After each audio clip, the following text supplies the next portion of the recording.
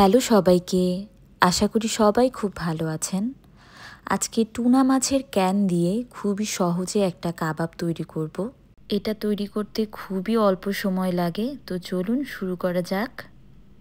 এখানে টুনা মাছ আর একটা সিদ্ধ আলু নিয়ে নিলাম, সাথে পেঁয়াজ, কাঁচামরিচ, ধনেপাতা দিয়ে দিচ্ছি। এছাড়াও আরও কিছু মশলা দিতে হবে, শুকনো মরিচের গুঁড়ো, তারপরে ধনে গুঁড়ো, জিরে গুঁড়ো, গরম মশলার গুঁড়ো, তারপরে পরিমাণ মতো লবণ দিতে হবে এখানে, কারণ টুনা মাছের মধ্যে অলরেডি লবণ দেওয়া আছে, তো সেটার জন্য বুঝে তারপরে লবণটা দিয়ে দিতে হবে। তারপরে একটু লেবুর রসও দিয়ে দিয়েছি। টুনা মাছ যেহেতু সামুদ্রিক মাছ, একটু কেমন যেন স্মেল করে, তো লেবুর রসটা দেওয়ার ফলে এই স্মেলটা আর করে না। তারপরে এগুলো সব একসাথে মাখবো।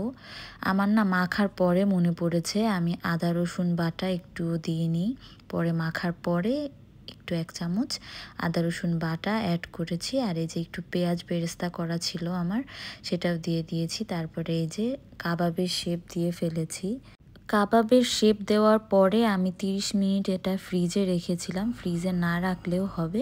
এবার কাবাবগুলো ভেজে ফেলবো এক এক করে। ভয় করতেছে তো।